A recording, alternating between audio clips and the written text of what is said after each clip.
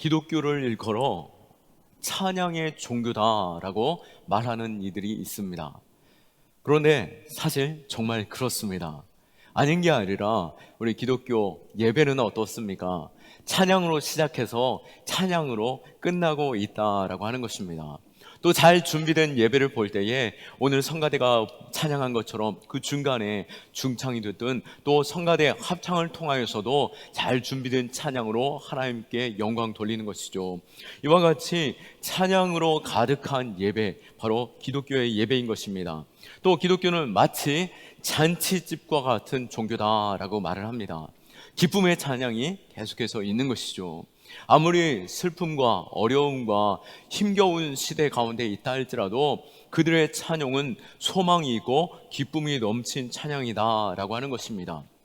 심지어는 기독교식의 장례를 볼 때에 그 찬양 가운데 기쁨이라는 단어도 들어있고 소망으로 가득한 찬양들을 장례 가운데 부르고 있다라고 하는 것입니다.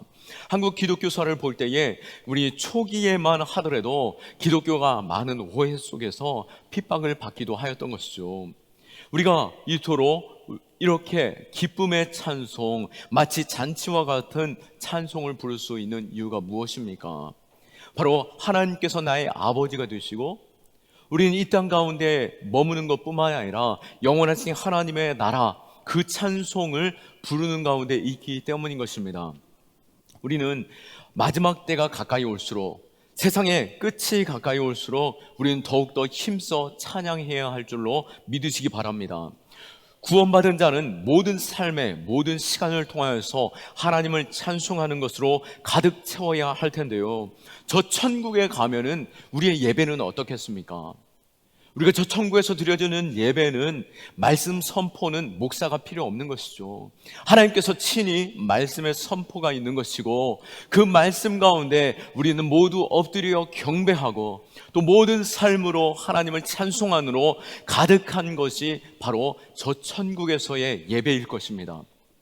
그렇기에 우리는 저 천국이 다가올수록, 마지막 때가 가까이 올수록, 우리의 호흡이 끊겨지는 그 시간이 다가올수록 우리는 끊임없이 찬송하는 자로 서야 할 것입니다. 그런 면에서 시편은 우리의 삶의 모든 고난과 아픔과 또 탄식과 또 삶의 모든 여정들이 기록되어져 있는데요, 그 시편의 모든 기록에 결론적으로 우리가 행해야 할 것은 무엇이냐, 바로 찬송하는 자 되라 라고 선언하고 있는 것입니다. 오늘 시편 150편은 시편의 마지막 장입니다. 이 시편의 마지막 장, 비록 이 6절밖에 되지 않지만, 이 150편의 구절은 6절밖에 되지 않지만 이 안에 찬양하라, 찬양이라는 단어만 몇 개가 나옵니까? 13개가 나옵니다. 눈 비비고 볼 때 11개밖에 안 보이는데요 라고 말할 수도 있겠지만, 할렐루야 라고 하는 이 단어 자체가 바로 찬양하라, 너희는 하나님을 찬양하라 라고 하는 단어인 것이죠. 그래서 이것을 합하여서 13개가 되는 것이죠. 이 6구절밖에 되지 않는 이곳에 13단어로 바로 하나님을 찬양할 것을 선언하고 있는 것입니다. 아닌 게 아니라 시편의 결론을 이야기할 때에 시편 1장은 어땠습니까?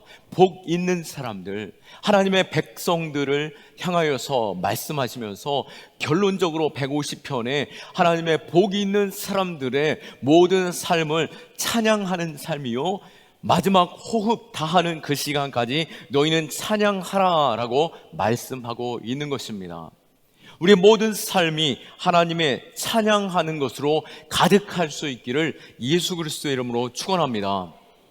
특별히 오늘 시편 150편은 찬양하는 우리에게 찬양에 대해서 매우 중요한 질문에 답을 전하고 있습니다.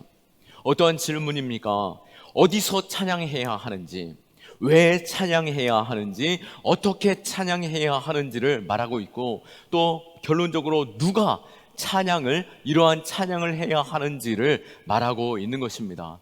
우리가 이 물음의 답을 보면서 함께 묵상해 보기 원하는데요, 먼저 우리는 어디서 찬양해야 합니까? 우리는 어디에서 찬양해야 할까요? 1절 말씀에 볼 때에 할렐루야 그의 성소에서 하나님을 찬양하며 그의 권능의 궁창에서 그를 찬양할지어다 라고 말씀하고 있습니다. 그의 성소에서 그의 권능의 궁창에서 찬양하라 라고 말씀하고 있는데요, 먼저 성소는 어디입니까? 네, 맞습니다. 하나님의 거룩한 성전, 바로 교회인 것입니다. 물론 눈에 보여지는 거룩한 성전, 눈에 보이는 교회일 수 있습니다. 그러나 더 구체적으로 말한다면 바로 하나님의 택한 백성들의 공동체인 것이죠. 하나님의 백성들 두세 사람 모인 곳에서 하나님을 찾고 하나님께 기도하고 하나님께 찬송하는 것이 우리 안에 있어야 함을 분명하게 말하고 있는 것입니다. 그러기에 우리는 모일 때마다 끊임없이 찬송하는 자로 될 수 있기를, 그러기에 기독교는 찬송의 종교인 것이죠. 우리는 끊임없이 찬양하는 자 될 수 있기를 축원합니다. 또 어디에서 찬양해야 합니까? 바로 권능의 궁창에서 찬양하라라고 말하고 있습니다. 궁창은 우리 눈에 보여지는 모든 세상의 그 공간이 궁창인 것입니다. 그렇기에 우리는 어디에서 찬양해야 됩니까? 모든 삶의 그 영역, 모든 공간에서 하나님을 찬양해야 한다라고 말하고 있는 것이죠. 광활한 그 공간에서 하나님을 높이 찬송할 자로 우리를 부르신 줄로 믿으시기 바랍니다. 그렇게 1절의 답에 그렇듯이 우리는 교회, 이 성전뿐만 아니라 모일 때마다 찬송하고 또 모든 공간에서 하나님을 찬송하는 저와 여러분들 될 수 있기를 예수 그리스도의 이름으로 축원합니다. 그렇다라고 한다면은 삶의 모든 자리에서 하나님을 찬양하려 열리면은 그럴 만한 이유가 있어야 되지 않겠습니까? 그 이유는 무엇입니까? 왜 하나님을 찬양해야 하는 것입니까? 2절에 보시면은 그의 능하신 행동을 찬양하며 그의 지극히 위대하심을 따라 찬양할지어다 라고 말씀하고 있습니다. 먼저는 하나님의 능력의 위대하심 때문에 우리는 찬양해야 하는 것입니다.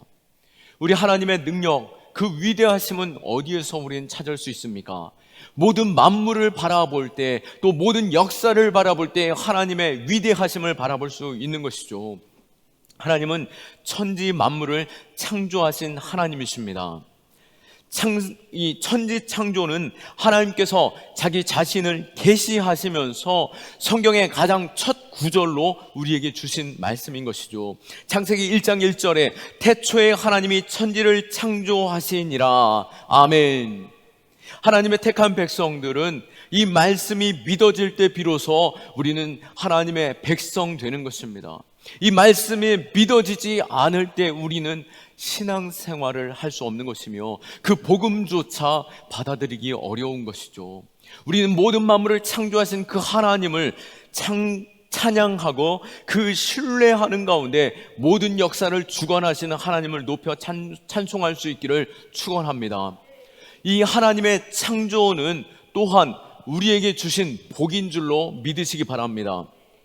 하나님은 천지 만물을 창조하시고 우리에게 복 주시며 이 모든 만물을 우리에게 맡겨주셔 다스리라 라고 말씀하셨죠.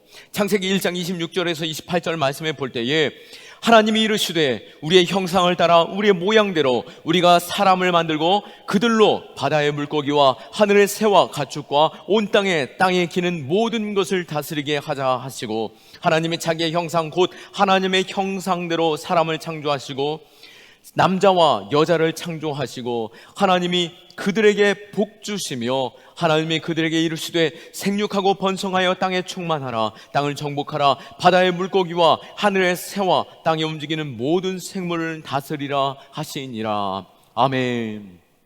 하나님께서 우리에게 복 주시고 모든 만물을 우리에게 맡겨주시며 우리에게 권세 주시는 가운데 우리가 입으로 그들의 이름을 부를 때에 그 이름대로 그들이 온 땅에 충만하여서 살아간 것을 우리는 보게 된 것입니다.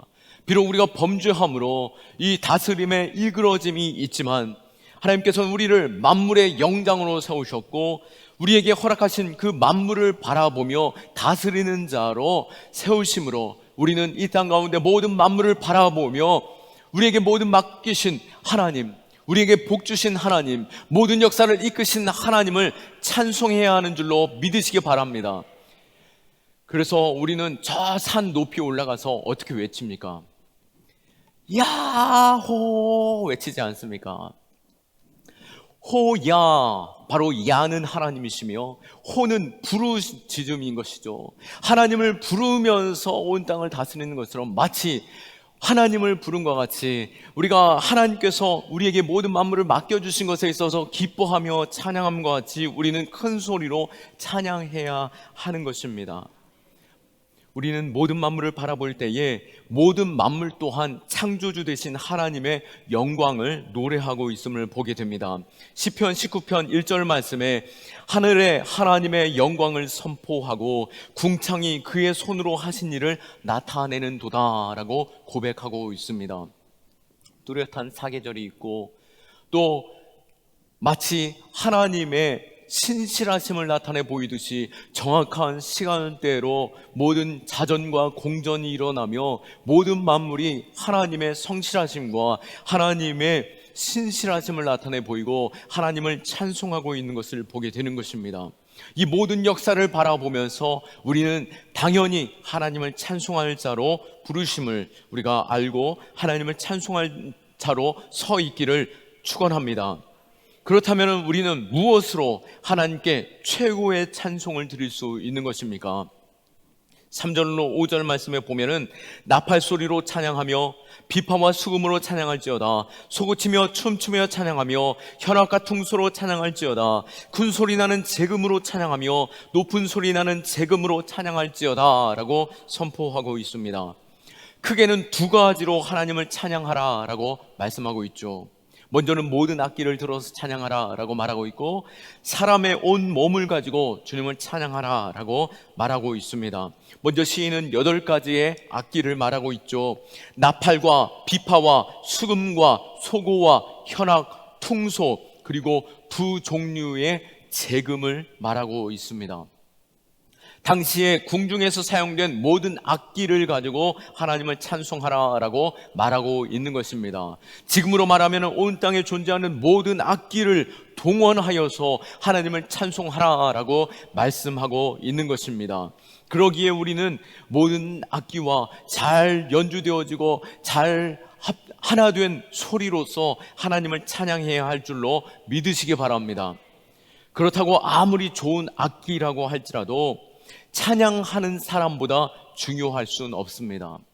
그 악기가 누구의 손에 있는지 그리고 어떠한 마음, 어떠한 중심으로 그 악기를 들어서 찬양하고 있는지가 더 중요하다라고 말하고 있는 것이죠.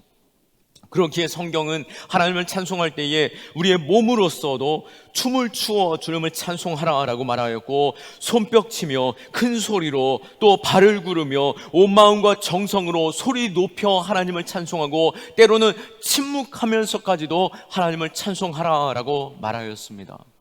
우리의 온몸과 정성과 온 힘을 다하여 주님을 찬송할 때에 하나님께서 찬양 받으시는 것입니다. 하나님께서는 우리를 창조하신 목적 또한 분명하게 말씀하셨죠. 이사야 43장 21절 말씀에 이 백성은 내가 나를 위하여 지어나니 나를 찬송하게 하려 함이니라. 아멘. 우리를 창조하신 그 목적이 바로 하나님을 찬송하게 하시기 위하여 우리를 창조하셨다라고 분명하게 말씀하고 있는 것이죠. 그러기에 우리는 온몸과 정성과 또한 모든 악기를 들어서 주님을 찬송하는 것이 주님의 목적대로 사는 것이고 또한 우리의 모든 삶의 행함을 통하여서 주님을 높여 경배드리는 저와 여러분들 될 수 있기를 예수 그리스도의 이름으로 축원합니다. 오늘 시편 150편에서 우리에게 전하는 지혜의 마지막으로 누가 찬양할 것인가 라고 하는 그 질문에 답을 주고 있습니다. 6절 말씀에 호흡이 있는 자마다 여호와를 찬양할지어다 라고 외치고 있는 것이죠. 앞서도 말씀드렸듯이 이사야 43장 21절에 이 백성은 나를 위하여 지었나니 나를 찬송하게 하려 함이니라 라고 말씀하셨습니다. 이 땅 가운데 우리를 지으신 목적, 세우신 목적, 무엇보다도 호흡 주신 목적이 찬송케 하려 하심인 줄로 믿으시기 바랍니다. 이 세상 모든 만물이 하나님을 찬송하듯이 호흡 있는 모든 인류는 하나님을 찬송할 자로 세우셨음을 우리는 알아야 할 것입니다. 아닌 게 아니라 모든 만물에 하나님께서는 하나님을 아는 지혜를 주셨습니다. 우리가 아는 것은 아무리 깊은 그리고 험한 오지라 할지라도 그 깊은 곳에, 아무도 찾아가지 못하는 그 깊은 곳에 원주민조차 그들 안에 신의식을 가지고 있습니다. 뚜렷하게 하나님, 바로 성경이 그들에게 주어지지 못함으로 인하여 뚜렷하게 창조하신 하나님, 전능하신 하나님, 구원하신 하나님을 고백하고 있지 못하지만 그들 안에 신의식이 있으므로 우리가 그들에게 복음을 들고 갈 때에 그 복음을 통하여 그들이 하나님을 아는 것이죠. 그러나 그들이 정확하게 알지 못한다 할지라도 그들의 심령에 전능하신 분 앞에 경배하고 그 앞에 존엄함에 엎드려지는 것을 우리는 볼 수 있는 것입니다.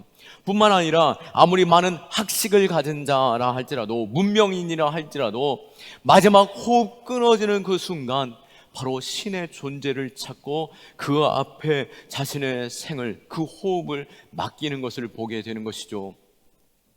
어떤 사람은 완악하여서 끝까지 호흡 다하는 그 순간까지 이를 갈면서 이가 부러지면서까지도 눈을 부릅뜨고라서도 부인하는 사람들조차 있지만 우리는 알고 있는 것이죠. 그 영혼이 얼마나 불쌍하게 눈을 감는지를.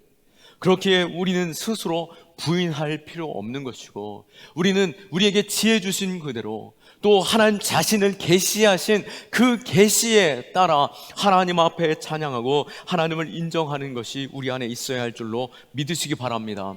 세상 모든 신은 바로 사람이 규정하고 사람이 만든 신됨으로 인하여 사람이 그 모양을 찾고 그 신 앞에 엎드려 보려고 애씁니다. 그러나 천지를 창조하신 하나님은 스스로 계시이므로 스스로 자신을 계시하시는 하나님이신 줄로 믿으시기 바랍니다.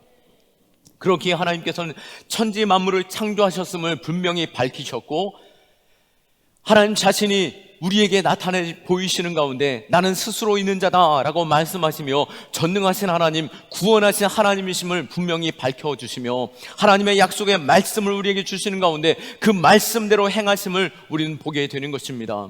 우리의 그 연약함조차도 하나님께서 긍휼히 여기시는 가운데 예수 그리스도를 통하여 우리를 구원하셨고 그 약속대로, 그 말씀에 선포하신 그 약속대로 우리를 구원하신 줄로, 그리고 영원하신 하나님의 나라를 우리에게 약속하신 줄로 믿으시기 바랍니다. 그러기에 우리는 그 약속을 붙잡고 창조주 하나님을 찬송하는 것이고 우리를 구원하신 하나님을 예배하는 것입니다.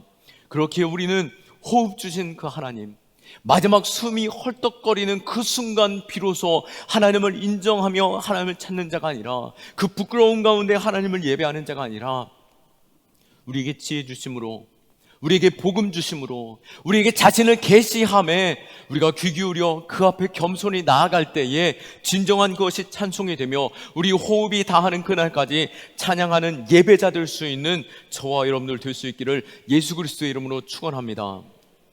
찬양은 단순한 음악이 아닌 것입니다. 찬양은 우리를 구원하신 하나님을 인정하는 것이고 우리를 구원하신 하나님을 경배하며 하나님을 자랑하는 것이 바로 찬양인 것이죠. 찬양의 의미는 그를 높여주는 것, 그를 자랑하는 것, 그 앞에 경배하는 것, 그를 인정하는 것, 그 고백이 바로 찬양인 것입니다. 그러기에 하나님을 인정하고 그를 높이고 신앙 고백하는 것, 그것이 바로 찬양인 것이죠. 그러기에 우리는 언제 찬송해야 합니까? 호흡이 있는 모든 순간에 하나님을 찬송해야 하는 것이죠. 항상 주님을 찬양해야 하는 것입니다. 끊임없이 성경은 하나님을 찬양하라, 찬양하라, 찬양하라 라고 말씀하고 있는 것입니다. 네가 기쁜 일이 있기 때문에, 즐거운 일, 감사할 일이 있기 때문에 찬양하라 라고 말씀하고 있지 않습니다. 슬픔 가운데, 낙심 가운데, 좌절 가운데 있다 할지라도 하나님을 찬양하라 라고 말씀하고 있는 것이죠. C.S. 루이스는 그의 삶을 통해서 하나님을 만나게 되었고 그가 하나님을 예배하고 경배하는 자 되었습니다. 그러면서 하나님의 말씀을 묵상할 때에 하나님께 감사하라라고 하는 그 말에 있어서는 이해가 됐습니다. 나를 구원하신 하나님, 당연히 감사해야 하지 않겠습니까? 또 하나님을 경외하라라고 하는 그 말에 있어서 하나님을 두려워하는 마음, 온 땅을 창조하시고 다스리시고 역사를 이끄시는 하나님이시기에 그 마음에서 경외하는 것 당연함으로 알았습니다. 그리고 하나님께 순종하라라고 하시는 그 말씀에서도 우리를 구원하신 새 생명 주신 하나님께 내가 당연히 순종함으로 나아가야 하지 않겠는가라고 말을 고백했습니다. 그런데 찬양하라라고 하는 이 말씀, 이 찬양하라라고 하시는 이 말씀은 모든 성경의 곳곳에 끊임없이 말하고 있는 것에 있어서 그 어떠한 하나님 앞에 예배보다도 찬양을 끊임없이 말하는 것에 있어서는 이해하기가 조금은 어려웠습니다. 그 질문이 너무나도 끊임없이 계속 찬양하라고 하는 것, 호흡하는 모든 순간으로 찬양하라라고 하는 것에 있어서 이해하기가 쉽지 않았다라고 하는 것이죠. 그러면서 그는 묵상하던 중에 번뜩 인간됨을 생각하면서 인간의 모든 삶의 그 모습을 보면서 그는 찬양하라라고 하는 그 의미를 깊이 깨닫게 되었고, 모든 순간으로 하나님을 찬양하는 것이 우리의 당연함이구나라고 하는 것을 깨닫게 되었습니다. 우리는 왜 그렇습니까?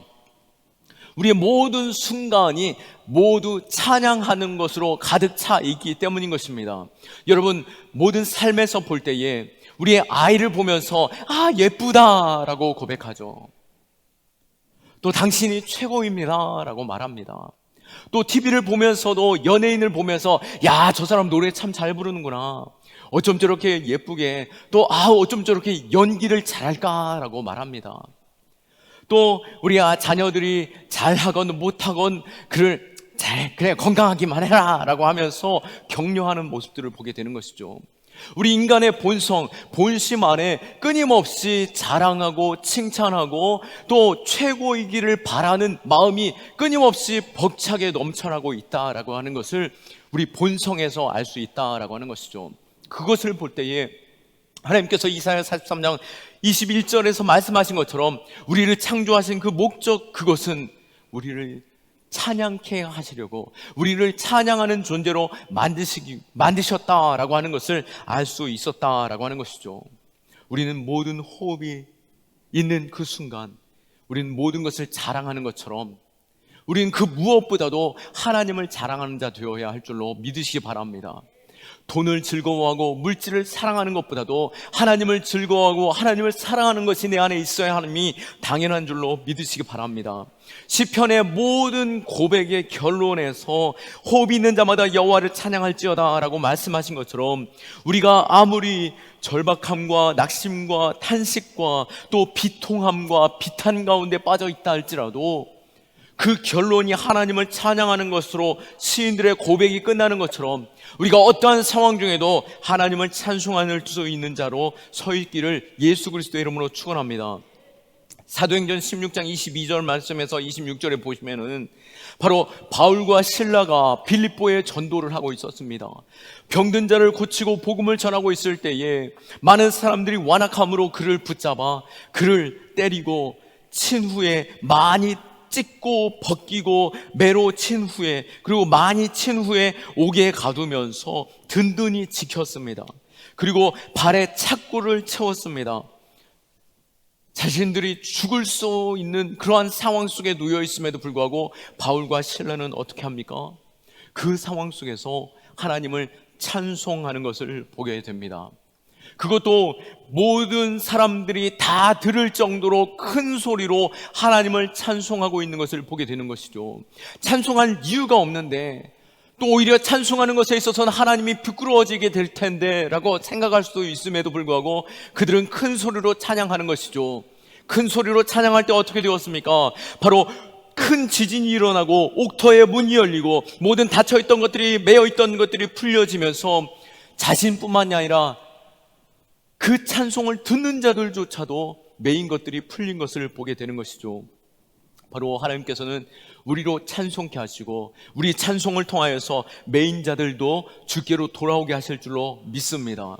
무엇보다도 하나님께서 우리의 찬양 받기를 원하시는데 가장 귀한 찬송, 천하보다 귀한 것으로 하나님께로 드릴 수 있기를 축원합니다.